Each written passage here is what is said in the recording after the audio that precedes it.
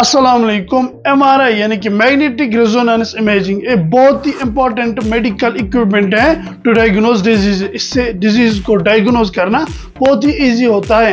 फिर चाहे किसी को लोअर बैक में प्रॉब्लम हो उसके लिए एमआरआई लंबर स्पाइन करते हैं, किसी को ब्रेन में प्रॉब्लम हो उसके लिए एमआरआई ब्रेन करते हैं, किसी को कार्डियक यानी कि दिल में कोई इशू हो, हार्ट में कोई इशू हो उसके लिए एमआरआई कार्डियक करते हैं, एमआरसीपी और भी बहुत सारे प्रोसीजर्स होते हैं इस मेडिकल इक्विपमेंट यानी कि एमआरआई से।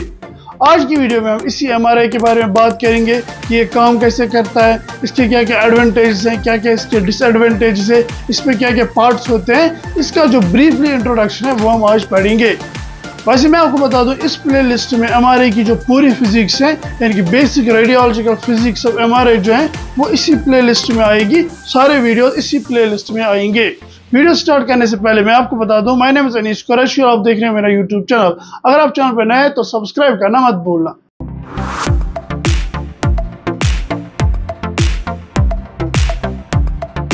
एमआरआई यानी कि मैग्नेटिक रेजोनेंस इमेजिंग, इसका असल नाम है एमआरआई यानी कि मैग्नेटिक रेजोनेंस रिलैक्सेशन इमेजिंग।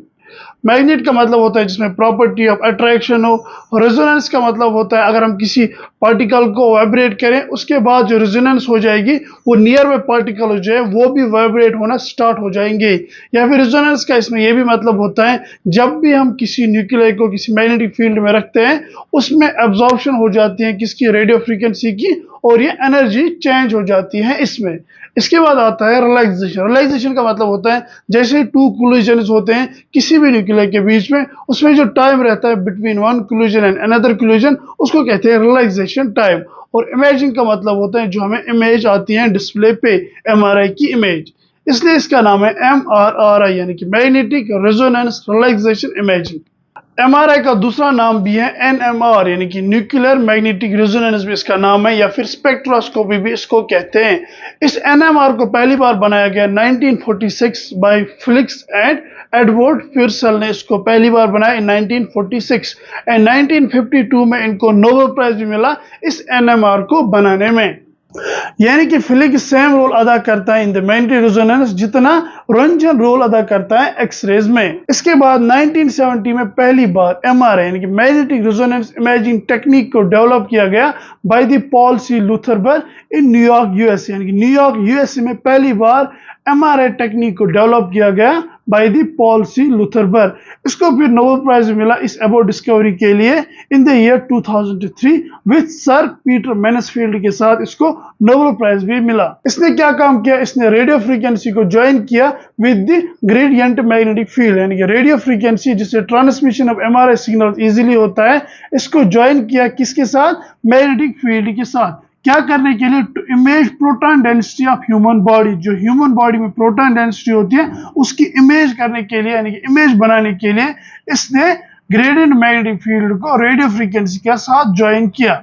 इससे क्या होता है, जो ह्यूमन बॉडी होती है उसमें ज्यादातर वाटर होता है और वाटर की जो फार्मूला है वो है H2O यानी कि 2 हाइड्रोजन और 1 ऑक्सीजन होता है। यही हाइड्रोजन जो है इसमें एक ही प्रोटॉन होता है और ये जो हाइड्रोजन है ये most stable element of periodic table है।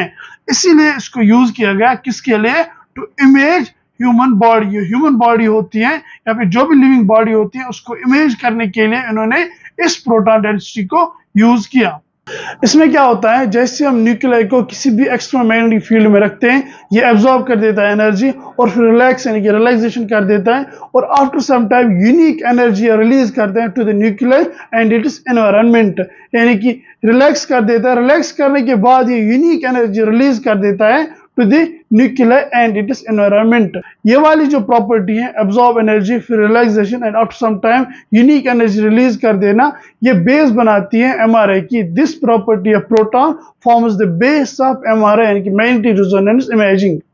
अब हम इसके एडवांटेज और डिसएडवांटेजेस पढ़ते हैं। इसमें क्या क्या एडवांटेज होते हैं। सबसे पहला एडवांटेज है ये एक्सीलेंट सॉफ्ट टिश्यू इमेज देती है, यानी जो इमेज है ये एक्सीलेंट सॉफ्ट टिश्यू इमेज देती है। एक तो अच्छे ऑब्जेक्ट्स में भी और लो डेंसिटी ऑब्जेक्ट्स जो होते हैं, लो डेंसिटी एरियाज जो होते हैं उनमें भी एक्सीलेंट इमेज आ जाती है without super imposition of any object. दूसरा इसका एडवांटेज ये है, ये direct transfer sagittal coronal slices कर देता है और तमाम स्लाइसेस थिन स्लाइसेस में होते हैं। जैसे सीटी में रिकंस्ट्रक्शन होता है, इसमें डायरेक्ट होता है, इसमें रिकंस्ट्रक्शन नहीं डायरेक्ट होता है। सैजिटल कोरोनल सारे प्लेन्स डायरेक्टली हो जाते हैं। तीसरा सबसे बड़ा एडवांटेज ये है, इसमें कोई भी आयोनाइजिंग रेडिएशंस नहीं होती हैं। जो आयोनाइजिंग रेडिएशंस एक्सरे एंड सीटी में होती है जो कि हार्म कर देती है बॉडी को, एमआरआई में ऐसी कोई भी आयोनाइजिंग रेडिएशंस नहीं होती हैं। और फोर्थ इंपॉर्टेंट इसका एडवांटेज ये है कि इसमें कोई भी बून ईयर आर्टिफैक्ट नहीं होता है। जैसे और मॉडलिटीज में होता है, इसमें कोई भी बून ईयर आर्टिफैक्ट नहीं होता है। फिफ्थ बड़ा एडवांटेज इसका ये है, ये इमेज कर देते हैं ब्लड फ्लो को विदाउट आईवी कंट्रास्ट, यानी कि जो हम आईवी कंट्रास्ट देते हैं सीटी स्कैन में, उसके बगैर एमआरआई में इमेज कर सकते हैं हम ब्लड फ्लो की। सिक्स्थ बड़ा एडवांटेज ये है कि हम anatomical and physiological properties of a patient आराम से निकाल सकते हैं। अब हम पढ़ते हैं इसमें क्या क्या डिसएडवांटेज होते हैं। सबसे पहला डिसएडवांटेज ये है, इसमें टाइम ज्यादा लगता है प्रोसीजर को। किसके मुकाबले? सीटी स्कैन एंड एक्सरे के मुकाबले इसमें ज्यादा टाइम लगता है हर किसी प्रोसीजर को। दूसरा, ये कॉस्टली होता है, यानी कि सीटी स्कैन और एक्सरे के मुकाबले बहुत ही महंगा होता है। तीसरा, ये डेंस बोन्स या फिर कैल्सिफिकेशन के लिए उतना प्रॉपर नहीं होता है, यानी बोन्स एंड कैल्सिफिकेशन के लिए ये उतना प्रॉपर नहीं होता है। फोर्थ, इसमें क्लस्ट्रोफोबिया का इशू होता है, यानी कि जो एमआरआई है वो हर तरफ से बंद होता है, सिर्फ फ्रंट साइड से इसकी ओपनिंग होती है, जिसकी वजह से जो पेशेंट है वो कभी कभी डर जाता है।